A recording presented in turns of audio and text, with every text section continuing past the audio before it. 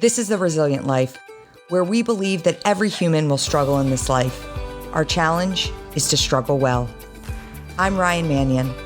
I lost my brother to war, my mom to cancer, and I'm the daughter of a retired Marine. I'm also a wife, mom, author, and president of one of the nation's leading veteran service organizations. Join me and some incredible guests as we explore the value of struggling well through life's inevitable challenges. I've been thinking a lot about the word grief, what it means, what it represents, and how I have become viewed as an expert in grief.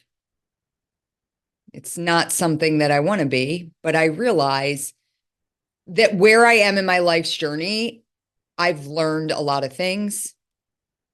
And I started thinking about the importance of sharing that with others.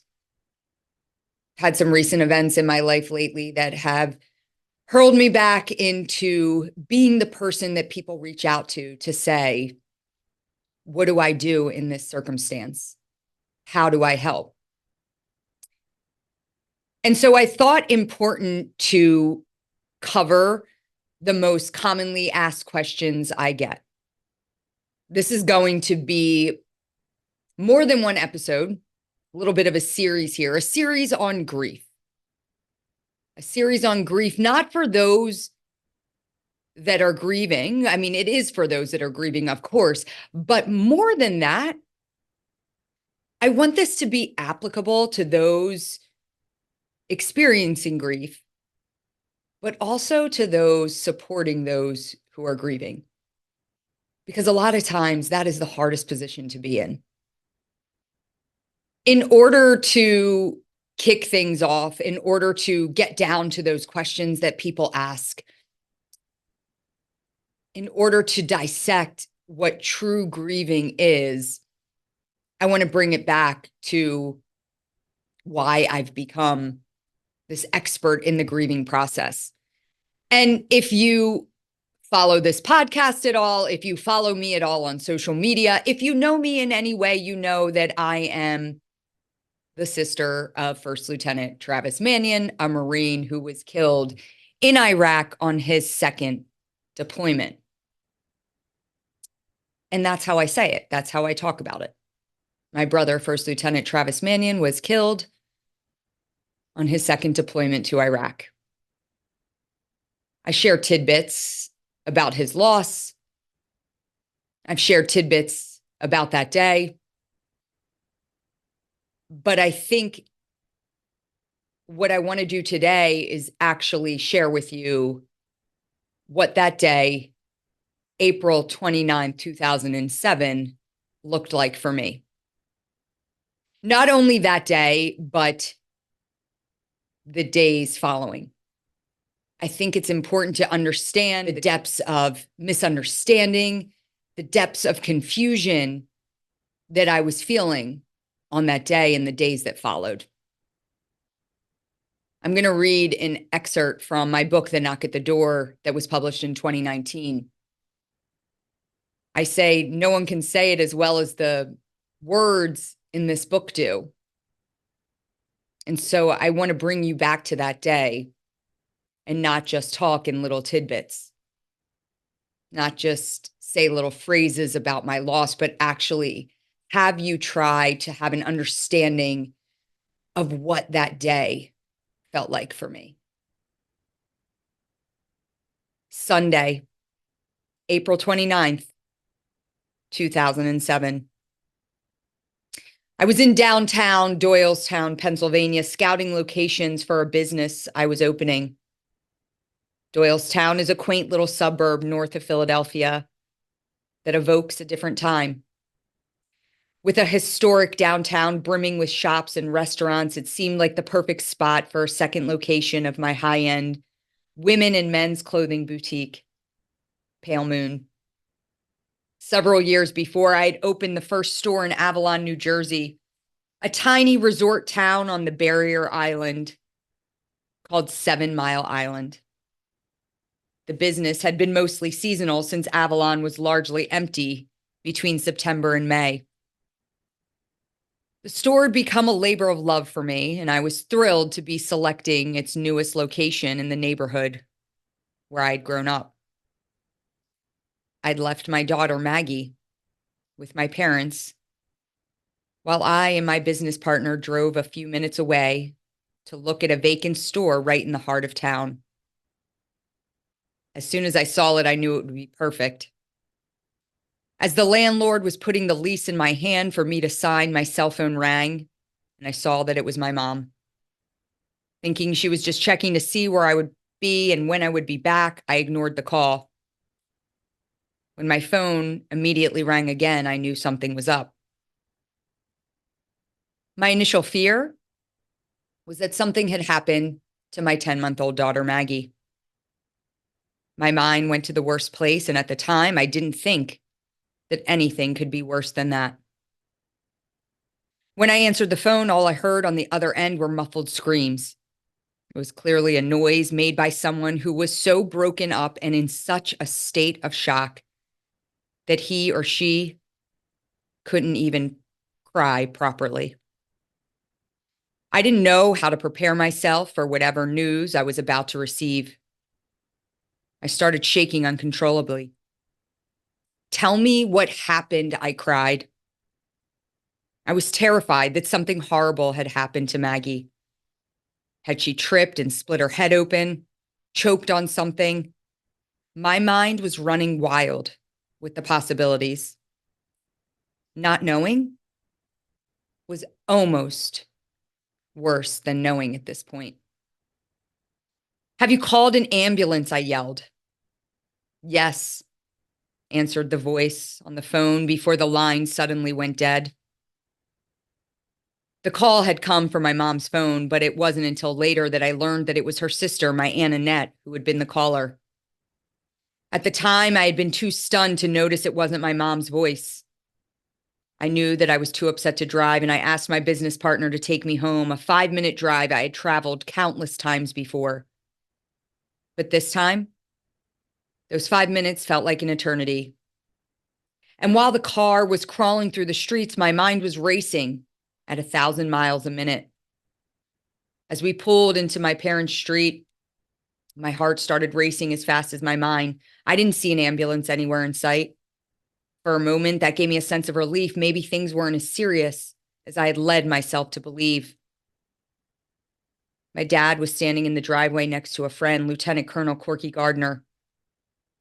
He and my father had served together in the Marine Corps, and he was a dear friend of the family.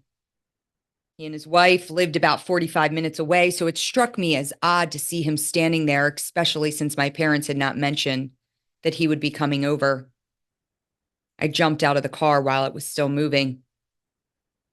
"Where's the ambulance?" I screamed. My dad looked at me with a blank look. Then, in a very measured tone, he said, "Travis was killed."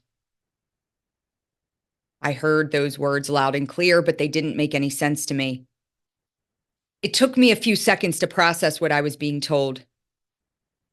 Since the moment I hung up the phone, I'd known that something was wrong, but this was far worse than what I could have imagined.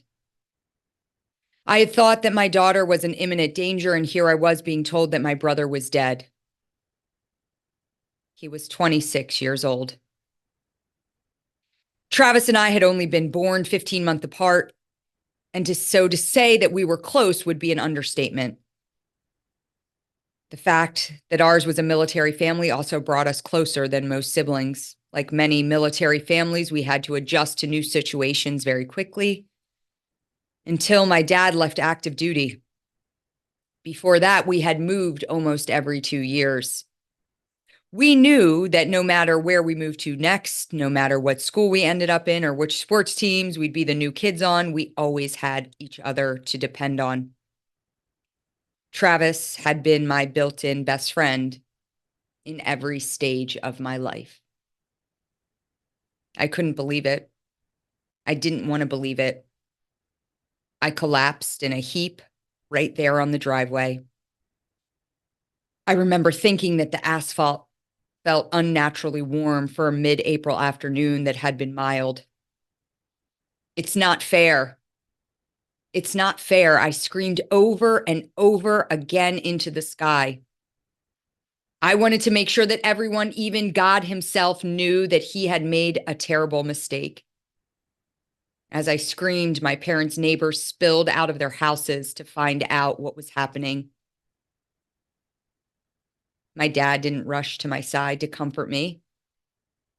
He let me get those tortured screams out of my system before I went about the hard work of trying to understand what had just happened. As had always been the case with my dad, he knew exactly what I needed before I did. I have no idea how long I lay on the ground screaming. I just know that it was long enough to get the rage out of my system. At some point, one of my neighbors helped me up and walked me down the driveway towards the house. As I walked in, I turned around and I saw an unfamiliar car parked on the road in front of the house. In my shock, I hadn't even noticed it earlier. Inside sat a young man about my age in full military dress blues. His forehead was resting on the top of the steering wheel, pressed between two folded arms that cradled his head.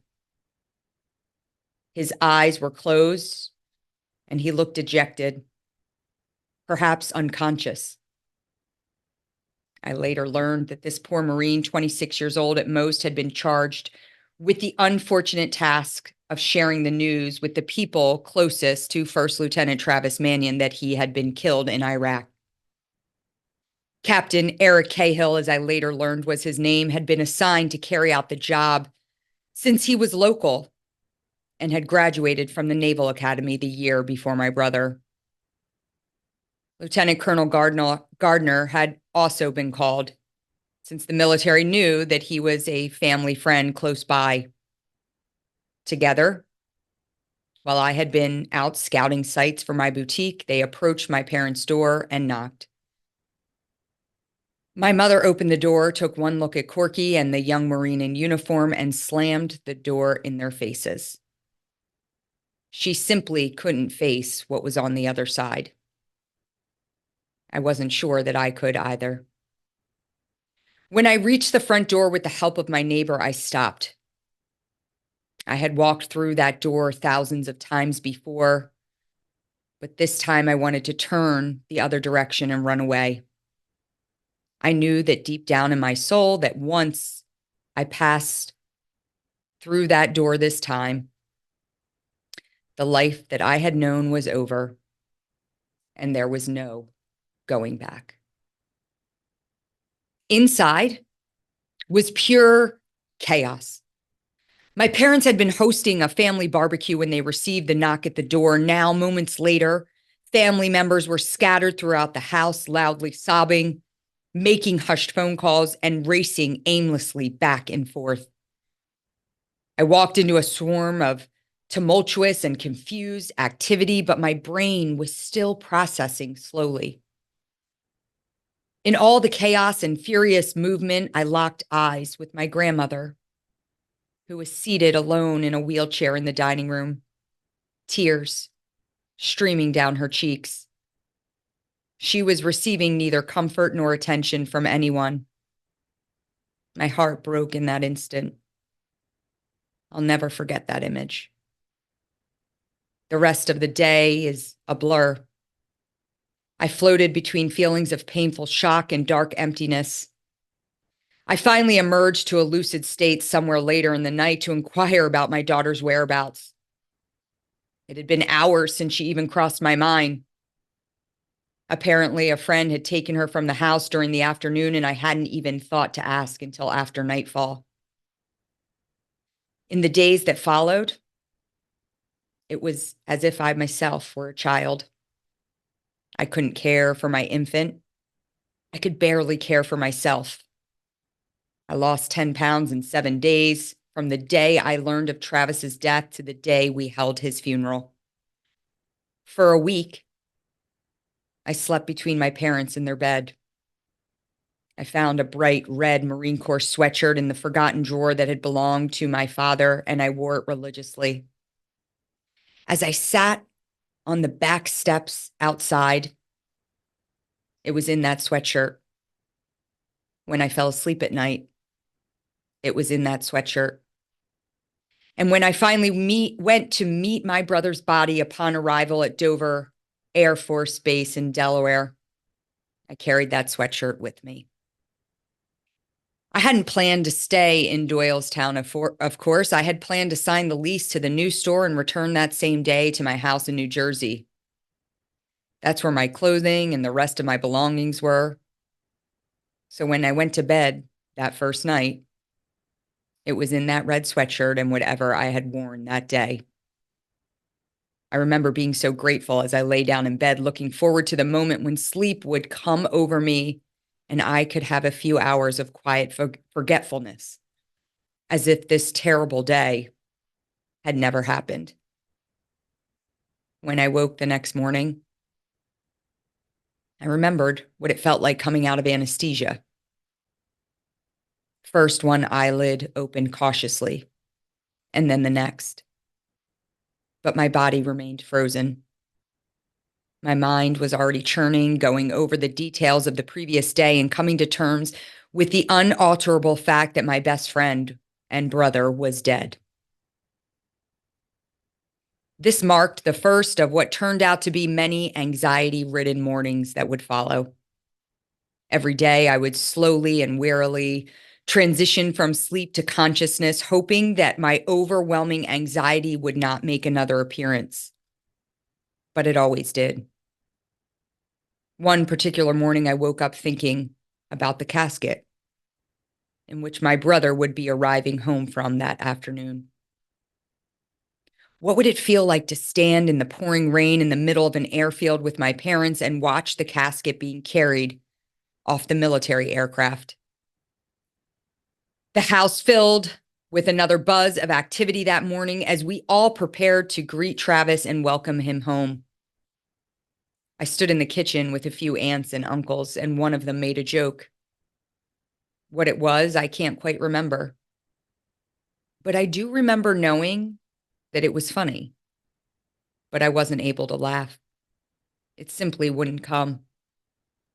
The rest of the group chuckled, grateful for a break from the heavy, somber mood from the previous few days. My uncle looked at me and gently touched my arm and told me, "I promise you'll laugh again." I wanted to believe him, but I wasn't sure. The greeting at Dover was gut-wrenching. My parents and I were plagued by questions in those early days that were difficult to ignore. Who was Travis with when he died? What happened? Was it instant? Slowly, the answers started to unfold. We learned later that Travis wasn't actually scheduled to be on the mission the day he was killed. Instead, a fellow Marine slated for the patrol had told Travis he wasn't feeling up to it. Travis had been assigned to do some humanitarian work at a local Iraqi school and offered to take his place. During the course of the patrol, Travis and his team of Marines were ambushed. A firefight erupted and they were quickly pinned down, taking fire from three sides. Travis, seeing his Navy corpsman shot and lying wounded in the middle of the road, immediately ran out into the line of fire to carry his colleague to safety. As the ambush intensified, Travis again entered the line of fire to pull another wounded Marine back to safety in a covered position. Then Travis moved out to take on the ambush that was now overwhelming his patrol. Undaunted by the onslaught, he fired his M203 grenade launcher, taking out an enemy position, and then expended a firestorm of rounds at the other positions before running out of ammunition. His efforts pushed the enemy back and changed the entire momentum of the ambush, ultimately saving the lives of his entire patrol. It was then that Travis was shot by a sniper, and immediately the enemy began to pull back. His teammates quickly grabbed him and provided what emergency medical care they could. He was rushed back to Camp Fallujah, where he was pronounced dead by the medical staff that had worked feverishly to try and save him. There's no part of this story that doesn't sound like my brother. Offering to take the worst assignment to help a friend in need, that was Travis. Thinking about the safety of others before considering his own, that was Travis too.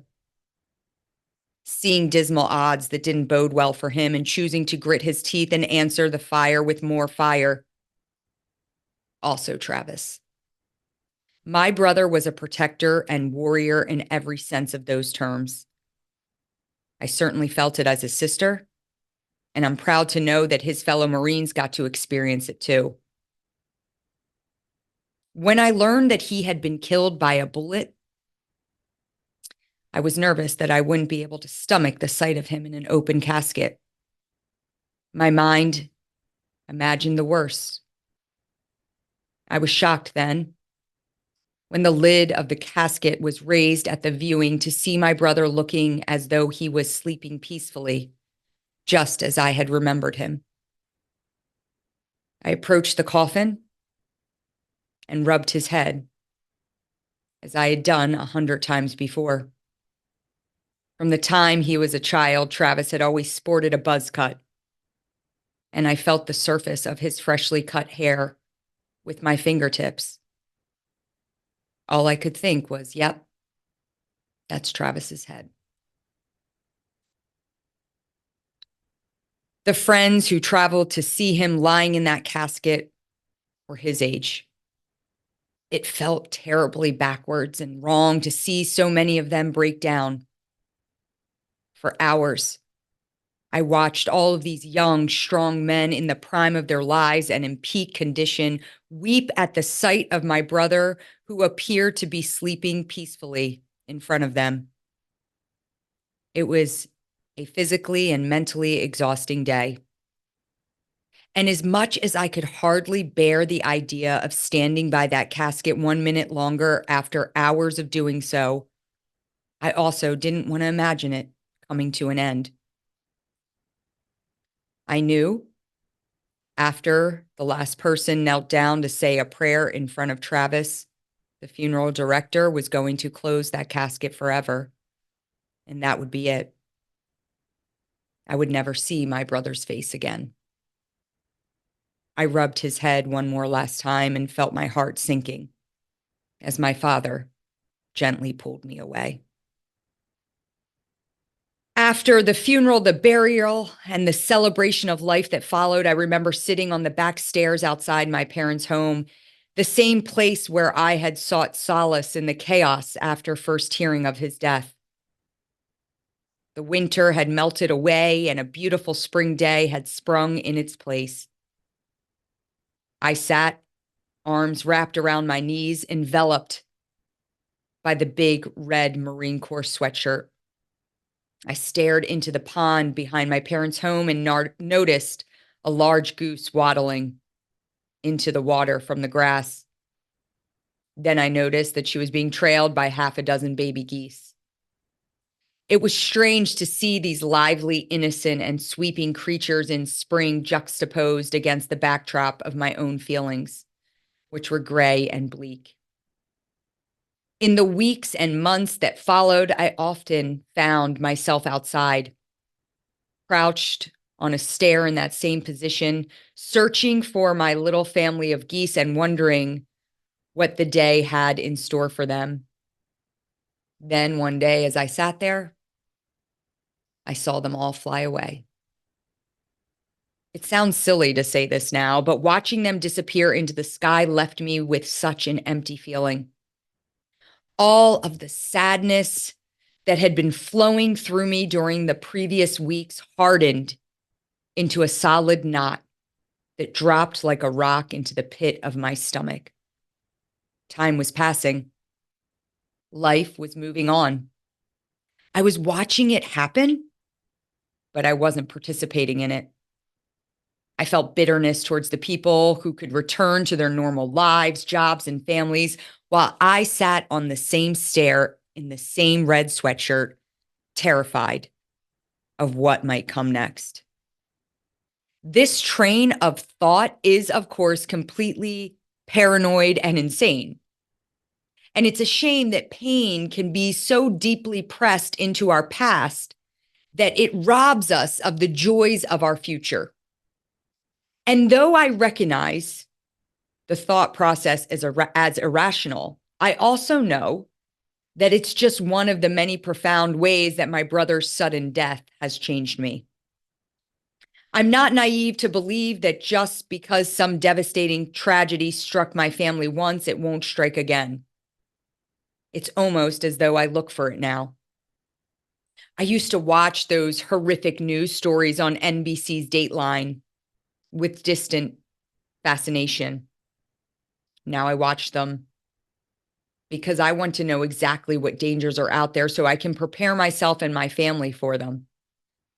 A 10-year-old girl walks out of the door to take the garbage out and never returns home. A young mother disappears only to be found dead at the side of a country road. I simply can't avoid these stories casually anymore. The fear and paranoia that follow in the wake of grief can create a tremendous roadblock. It stunts our personal growth and darkens our overall sense of well-being. Some people respond to unexpected and trying situations with passive acquiesce, and others with fire and fury. I responded by heightening my vigilance. After Travis's death, I found myself compelled to be wary. I was always on the lookout for the next great tragedy to befall me. This hurled me into some very dark and troublesome paths, from panic attacks to self-destructive behaviors. But it also has led me to some amazing gifts, like recovering my sense of humor and living with intention.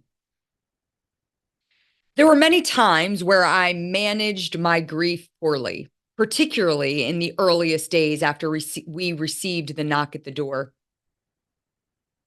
In one instance, only days after Travis was killed, I saw red and completely tore into a stranger whom I felt was disrespecting my brother's sacrifice. There was a civic building in our town that, as a political statement, tallied the deaths of all of the men and women killed in the War on Terror. Travis was familiar with the building and had criticized the display as distasteful. One day before his deployment, he entered the building and told the people responsible for the display that he didn't like it. They responded that they thought it was important that the public know young men and women are dying. If you really care, Travis told them, put their names up there. Let people learn their names and remember them. A couple days after his death, I noticed that the number on the front of the building had increased by 1. I stormed into the office and ripped apart some poor employee at the front desk. Don't you dare change that number for my brother, I screamed at her. He's not a fucking number. More than a decade later, I feel disconnected from the woman who stormed into that office. But that's what an unexpected and unwelcome knock at the door will do to you. In fact, grief will transform you. Whether you are grieving the loss of an identity you once had or the loss of a loved one, at some point, you will look at the mirror and you will see someone staring back at you that you simply don't recognize. It's inevitable. Maybe you'll be proud of what you see, and maybe you'll be ashamed. At some point, I bet you'll be both. The most important thing that you can tell yourself is that you get the last word. Only you can determine how your experiences will change you. And only you can be held accountable for that transformation. The experiences of April 29, 2007 ignited a chain of events that at different times has left me feeling hopeless, infuriated, and destructive. Through the years, I've bounced from convictions of strength and control to unexpected bouts of powerlessness and despair. Like anyone who has received a jarring knock at the door, literal or figurative, I've been to the darkest, deepest, and ugliest corners of my mind. From that, I've learned a thing or two. I don't hope to spare you the hurt or the pain that comes with that. I don't think that I could.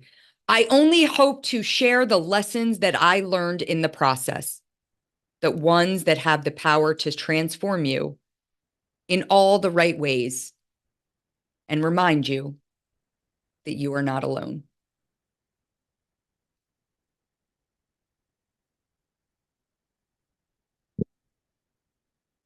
That's chapter 1 of The Knock at the Door. That's my story.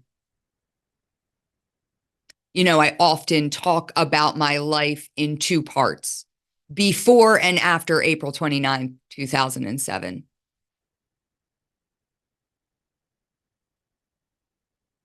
I want to talk to you about the after.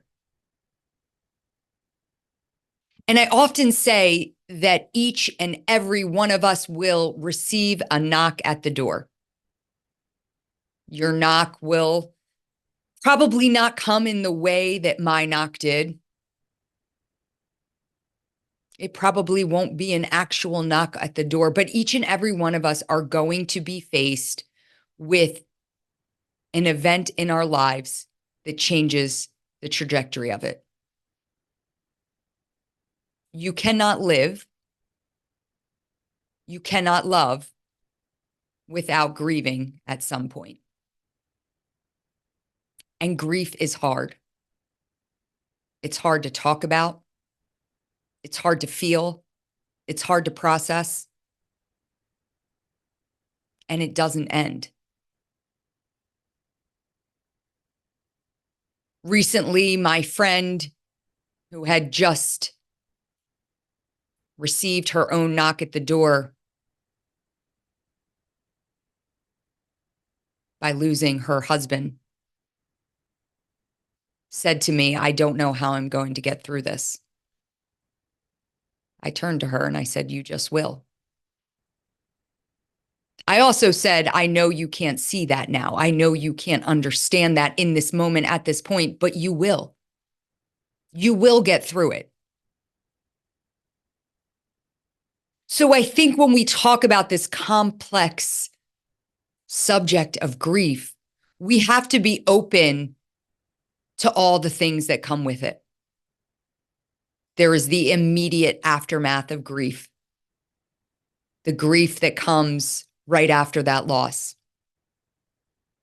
That grief is much different than the grief that I experience today, close to 16 years after my brother's death. But that grief is still there. Those uncomfortable conversations that in the beginning were so terribly uncomfortable to have. I still have them. One of my closest friends lost her child at birth. We were recently having a conversation, and she said to me, "You know, I don't know what to say when people ask me how many children I have. I want to say 3, but I only have 2 living. What do I do with that?" And I shared with her that I thought it was situational, right? If the lady at Nordstrom's asks you, "Oh, how many children do you have?" I'd leave it at 2. If someone you're having a more in-depth conversation with asks you and you're comfortable and you feel okay talking about it and says, "How many children do you have?" I'd say, "I have 3, but one of them is no longer with us. I have those conversations all the time. How many siblings do you have? I have a brother. Oh, what's he up to now? And then I have to share that, well, he's not here. My brother died. So I just want you to understand that wherever you are in the process, if you are someone that is actively grieving the loss of someone else, wherever you are, that uncomfortableness, those weird conversations, they don't end. But I think the more we talk about them, the more we start to normalize them, right? The more we start to feel comfortable in our own skin to talk about the things that are comfortable to us. And so that's what I'm going to aim to do in a series of discussions about grief. Now, again, I shared that excerpt, that first chapter from The Knock at the Door, because it's important for you to understand my story in full detail, not the little tidbits that I throw out, but to hear that story, to understand the confusion and the chaos that was there, to understand that grief is an ever-evolving process. So if you are someone grieving, I hope you'll continue to tune in to learn more about my grief journey over the last 15 plus years. And if you are someone fortunate enough to never have experienced grief, I think these series of discussions are even more important for you.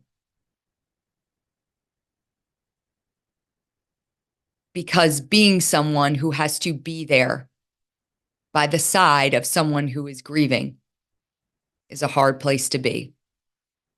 It's a hard position to be. I want to talk to you about the things that you can be doing, the things you should be doing. And I hope to dispel this idea that there is a wrong or right way to support someone. So tune in as we dive even further into grief and its journey.